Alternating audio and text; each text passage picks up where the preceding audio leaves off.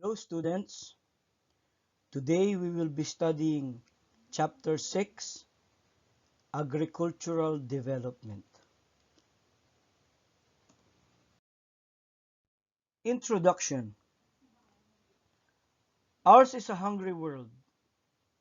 About 40 million people, mostly children, die every year of hunger and malnutrition. Food shortages are widespread in the less developed countries, particularly in Asia, Africa, and Latin America. About 65 countries of the Third World could not feed their peoples, and Africa is at the top of the list.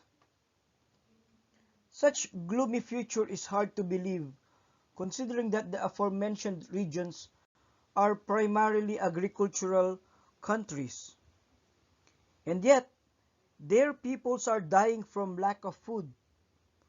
Obviously, something is wrong with their agricultural developments. The present population of the world is 7.8 billion. Experts claim that the resources of the earth have the capacity to feed a population several times bigger than the present one. It has been pointed out that we are not producing successful farmers.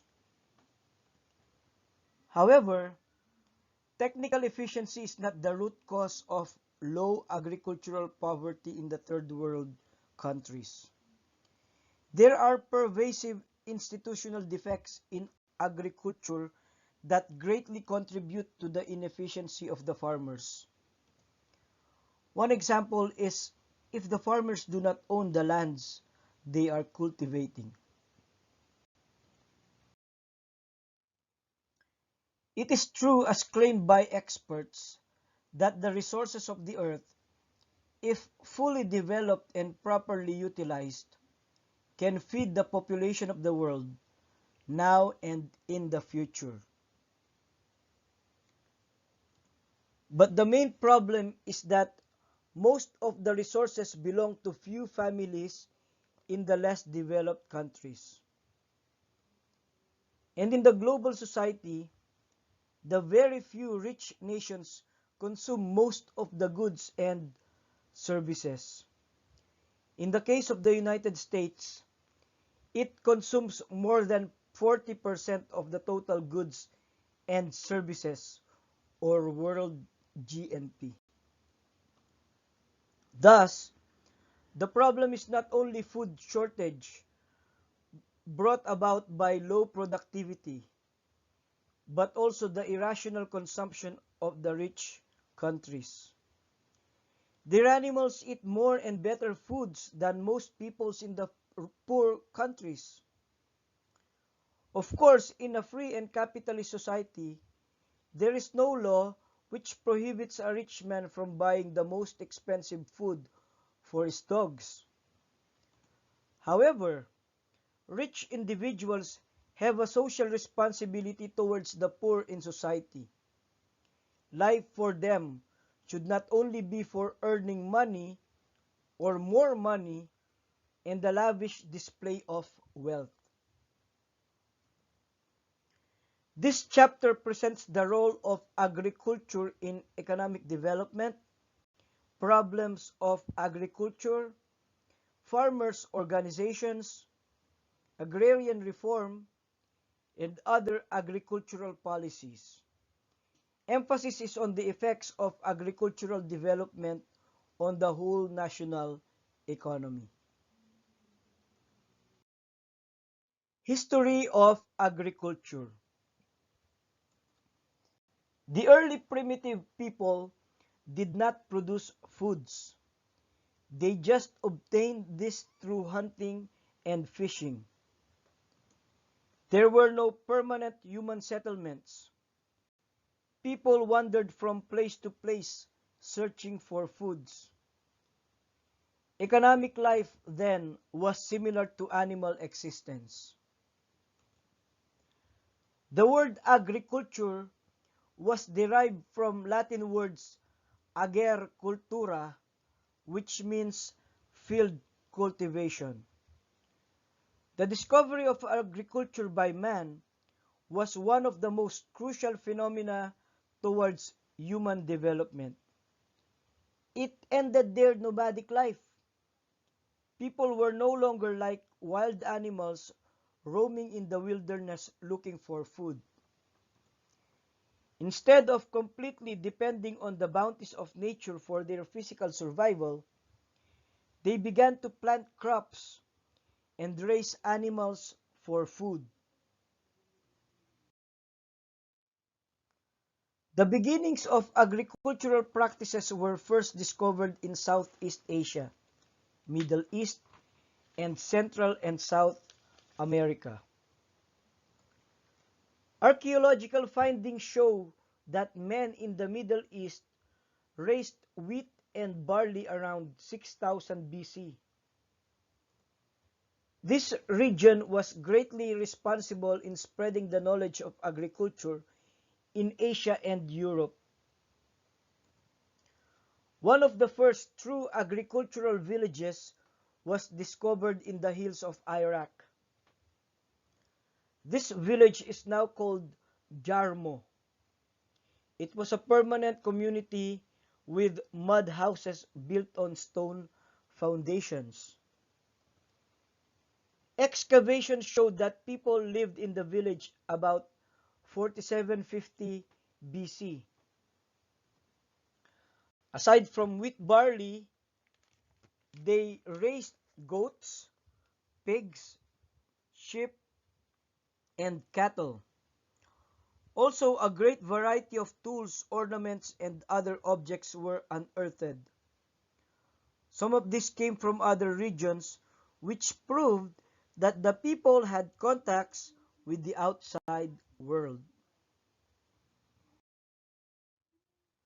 From Jarmo, the knowledge and practice of agriculture spread out to many other parts of the Middle East, then to Asia, Europe, and the rest of the world. The early developments of agriculture did not only create stable societies, but also economic, social, political, cultural, and religious institutions.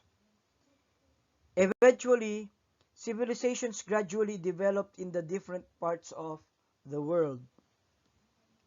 However, not a few agricultural villages have not until now graduated from their primitive societies. In fact, most of them deteriorated in their economic conditions because disease and exploitations have been perpetuated by more powerful and civilized races. Problems of agriculture. Agriculture, compared with other major economic activities, have many disadvantages. Number one, it is a risky business because natural calamities can destroy agricultural investments. In many cases, the furies of nature are beyond control. And so even an excellent agricultural development program can be wiped out. As a protection for the investments of the small farmers, a government insurance corporation was organized a few years ago, but only rice and corn are insurable under certain conditions. Number two, other problems are financing, production, processing, and marketing. The inputs of farming are expensive, like fertilizers, chemicals, tools, and machines. To be able to adopt better methods of farming, as introduced by Western specialists, farmers need more funds for the necessary inputs. Since most farmers in the less developed countries are poor, their only option is to borrow money in order to finance their farm production. It is not easy for them to secure loans from financial institutions due to collateral requirements. They can get loans from the government, but these are limited and the processing of loans usually takes time. Many poor farmers are forced to borrow money from the loan sharks, and this further depresses their miserable economic conditions.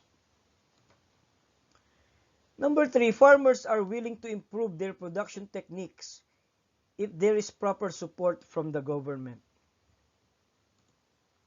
Number four, aside from credit assistance, there should be a good market for their products.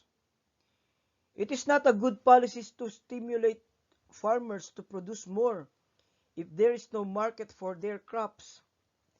It does not only create frustrations, but also bitterness towards government programs. Many remote villages are isolated from trade and commerce because there are no roads to the town proper. Their products serve only the village consumption. Number five, it is also noted that the prices of farm products are not stable. When these are in their peak season, their prices go down, and when they are out of season, their prices go up. Such extreme price fluctuations could have been stabilized if there were adequate storage and processing facilities. For instance, fishery products can be kept in cold storage. Fruits and vegetables can be processed into canned goods.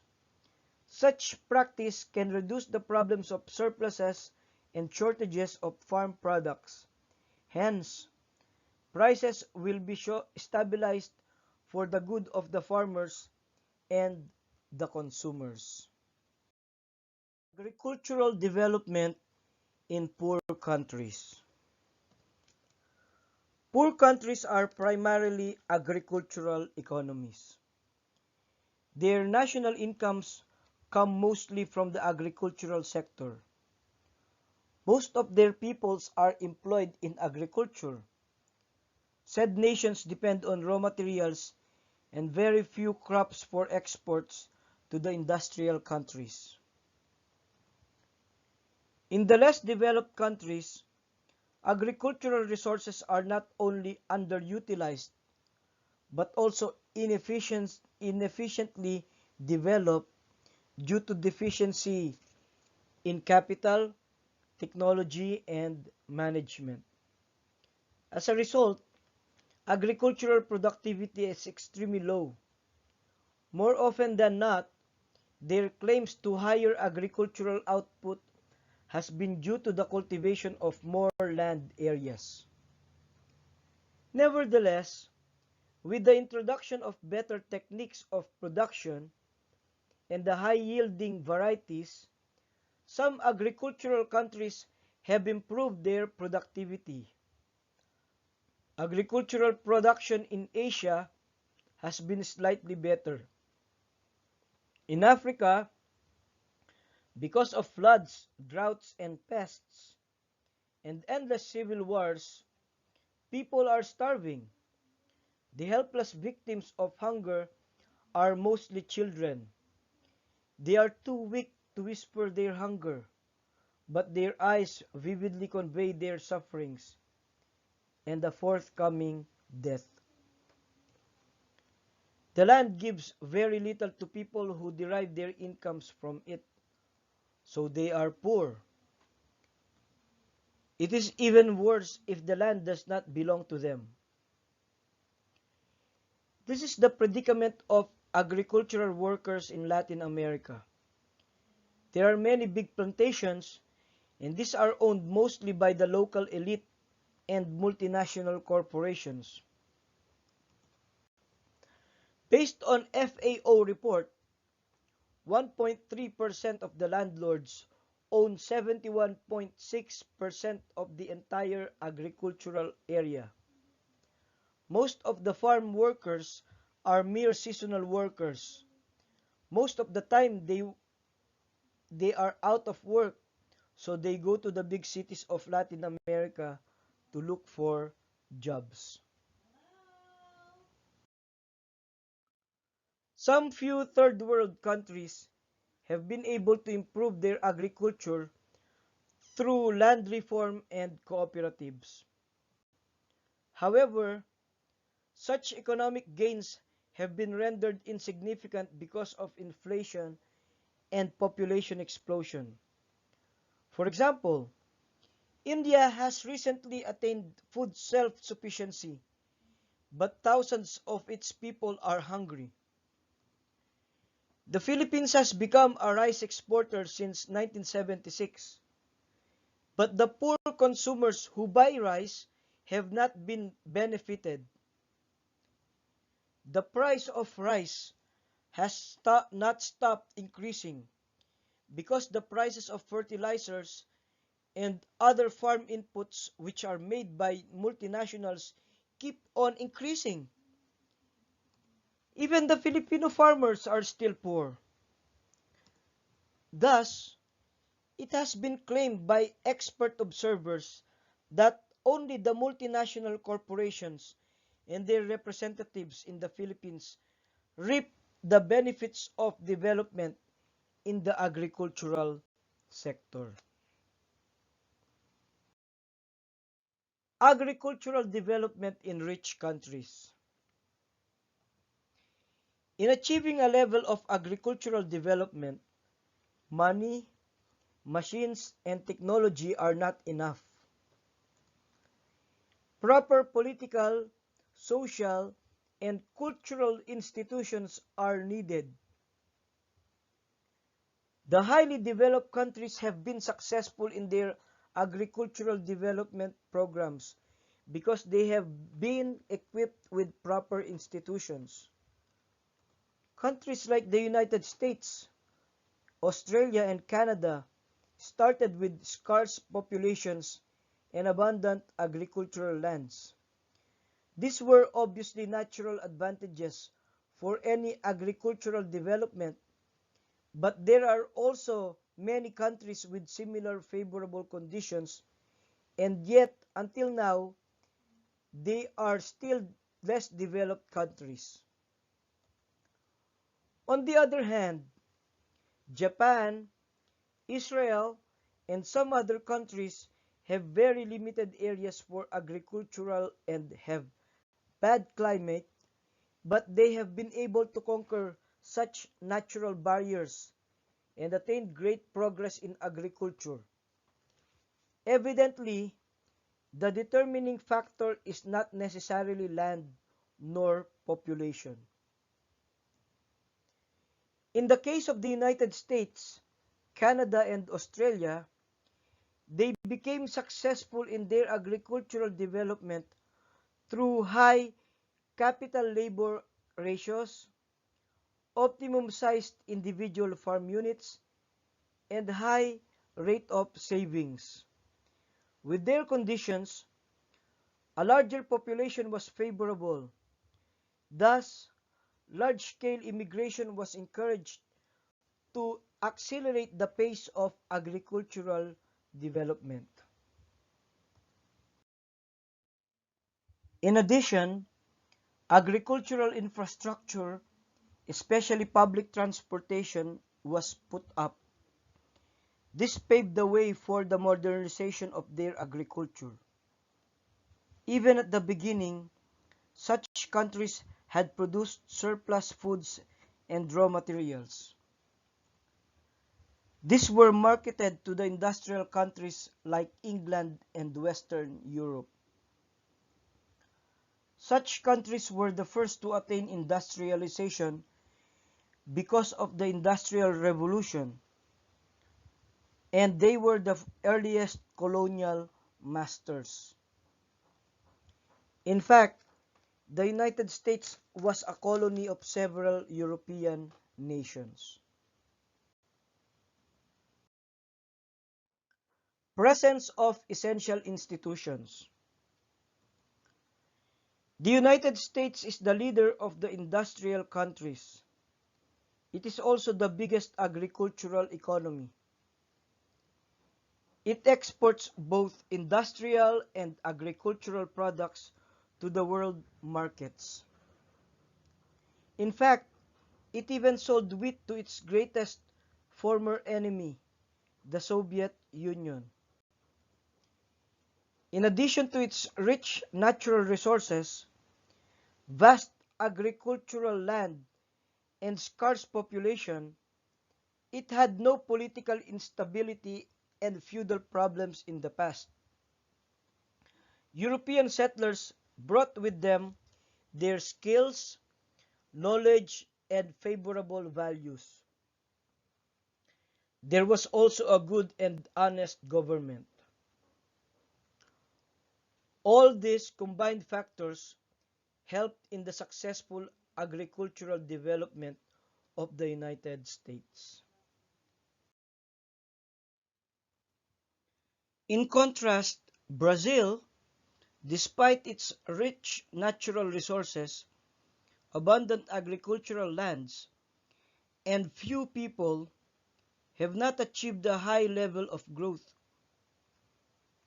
The reason is that the country is composed of large commercial plantations with primitive agricultural practices. The government has neglected to pursue social investments such as education and transportation. Likewise, the socio-political structure of Brazil favors the big landlords and not the small farmers. This is also the situation in Argentina. It started with a more progressive agriculture, but its economic development has been delayed by its agriculturally based oligarchic socio-political structure. The lessons of development are clear and simple.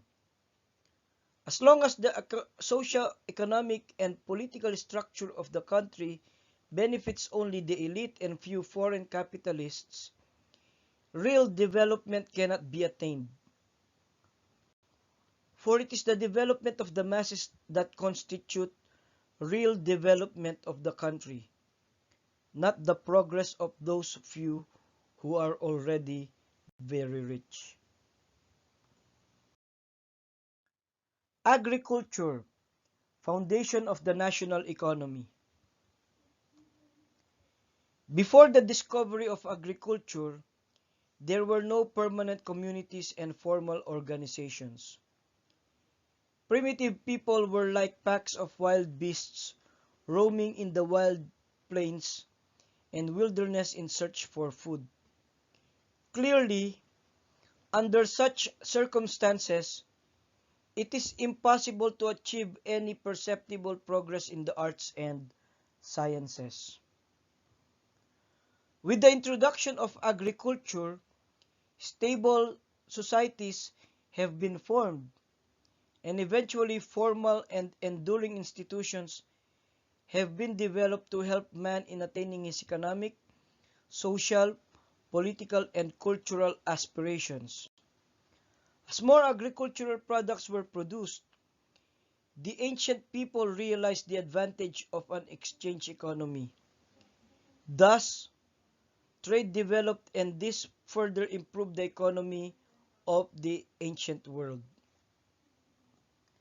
Evidently, agriculture has been responsible for the economic progress of the great ancient civilization of Greece, Babylonia, Egypt, and Rome. Orville Freeman, former United States Secretary of Agriculture, said, "No country, with the exception of a few city-states, has ever prospered and built a sound economy without a solid agricultural base." Agricultural countries are eager to industrialize their economies because the industrial countries are rich. They equated real progress with industrialization. This is correct if they have a well-developed agricultural base. The industrial countries were formerly agricultural countries, they had developed their agriculture, which later on served as the springboard for industrialization. Countries that have neglected their agriculture are now suffering from severe or serious economic problems. Their peoples are starving, especially whenever a bad weather strikes their farms. A very good example is Russia.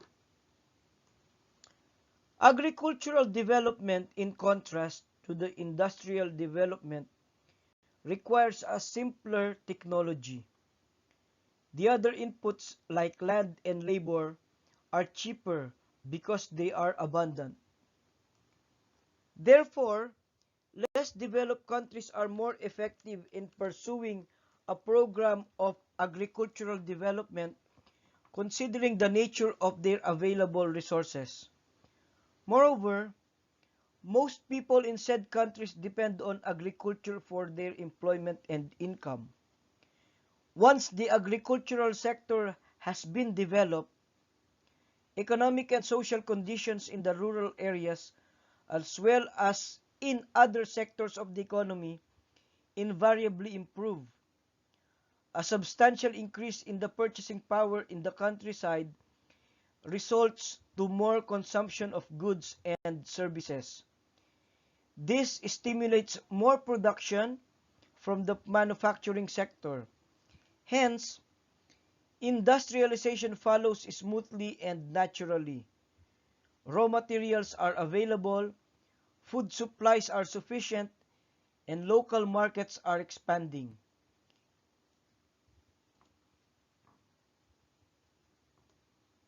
Clearly, agricultural development blazes the trail towards industrialization. Specific contributions of agriculture. Number 1.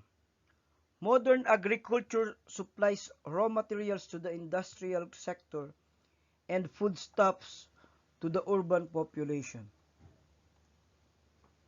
Number 2. With higher agricultural productivity, people in the agricultural sector gets higher incomes. This increases their ability to buy more finished goods. Such favorable condition attracts more investments in the industrial sector. As a result, more employment, production, and income are generated. This further raises consumption level and so with investment. When agriculture applies efficiently modern machines and technology, it is capable of releasing a portion of its labor force for employment in the industrial sector and in commercial enterprises. This is the trend in the industrial countries. In Japan, there has been a great exodus of people from the rural areas to the cities. Number 4, an agricultural economy earns more foreign exchange like dollars by exporting more agricultural products. This is made possible if agricultural production increases or when productivity improves. A less developed country is always in great need of foreign exchange for importing machines for its development programs. Number 5, in improving the economic performance of agriculture, more jobs are created. This reduces the economic and social problems in the rural areas, which are widespread. Such improved situation diminishes the movement of rural folks to the cities. Thus, urban problems like slums, traffic congestions, unemployment, and squalor are not further aggravated. Number 6, a sustained agricultural development provides a more balanced economic development once a country has attained full industrialization. The United States is a highly industrialized economy but it has not neglected its agriculture. It has pampered the farmers with incentives so that they will not leave their farms.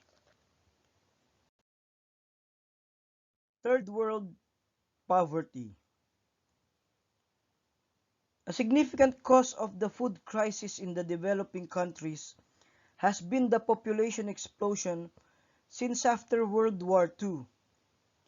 Before the war, the less developed countries in Asia, Africa, and Latin America were net exporters of wheat, rice, and corn to the industrial countries. However, tremendous population growth after the war has reversed the situation. Millions are now hungry in the aforementioned regions, and millions of starved and malnourished people, especially children, die every year. Post-war government leaders of many developing countries did not come from agricultural background, but instead from urban or military background. They committed a fatal mistake by evaluating socio-economic progress in terms of the industrial West. Through industrial development, they hope to duplicate rapidly the wealth of the industrial countries. For instance, they hastily built showcase projects like big dams, industrial plants, and urban business projects. This diverted development from where it was needed most, the rural areas where most of the poorest live. Very often, third world governments stress the development of a few major cash crops. The reason for this is to earn more foreign exchange to finance industrial, military, and urban development projects. Such projects benefited only a minority of the population, usually the government's major supporting constituency. Any nation engaged in industrial urban development which cannot even feed its people with staple food undercuts its growth and long-term success. Food shortages must require importation, and this decreased the financial reserves of a poor country, which are greatly needed for essential development projects. Another, the reduced purchasing power of the many rural poor cannot afford to buy the products of their own infant industry. Such products have to be exported and subsidized in view of the stiff competition in the world market. Sooner or later, rural lands of many developing countries may not be able to support the needs of their growing population. Together with aggravating conditions like bad weather, huge foreign debts, and civil wars, the rural masses then flee to urban areas in the hope of finding food and employment. Instead, they experience more serious problems of poverty, hunger, and squalor. Such population influx creates more urban problems. This has been happening in the big cities of the less developed countries in Asia, Africa, and Latin America. Such economic dislocations could not have taken place if agriculture has been properly developed first, instead of immediately plunging into industrial development. Possibilities for agricultural development. Agricultural productivity is generally low among the developing countries. By and large, farmers have second thoughts in using the modern methods of production because these are expensive. For example, imported commercial fertilizers and pesticides have high prices. Modern agricultural technology is Western technology which is really expensive. the required agricultural inputs are manufactured by Western countries. Schumacher, a British economist, proposed intermediate technology instead for the developing countries. This is a type of technology which is between the modern technology and primitive technology. Such technology is more appropriate because it is less expensive and simpler than Western technology, but more efficient than primitive technology. The grim predictions of Malthus about food shortages and population explosion can still be averted by proper food production, which is feasible for all developing countries. Food production scientists have discovered that we have not yet reached the limits of our agricultural production.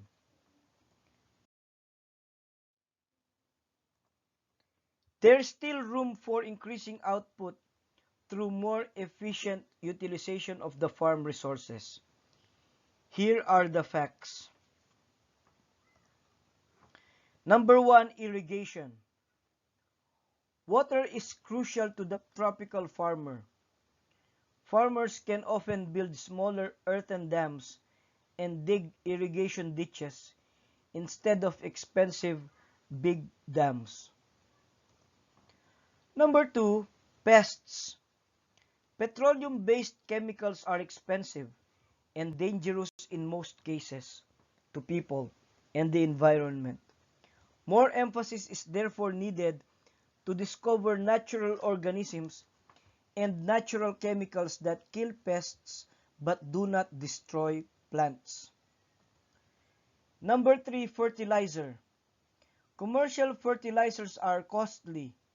Instead, manure and composts or crop and vegetable wastes could be used. Intercropping and multicropping.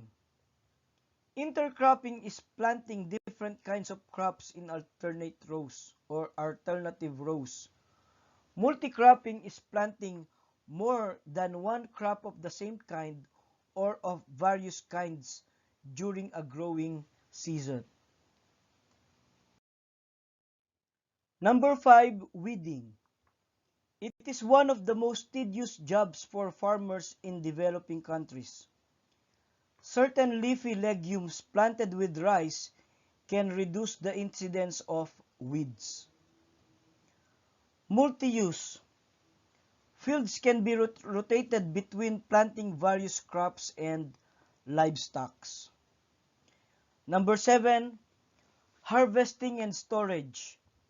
One big shortcomings of agriculture in the less developing countries is the great loss of food crops due to improper threshing, poor handling, storage, and food preservations.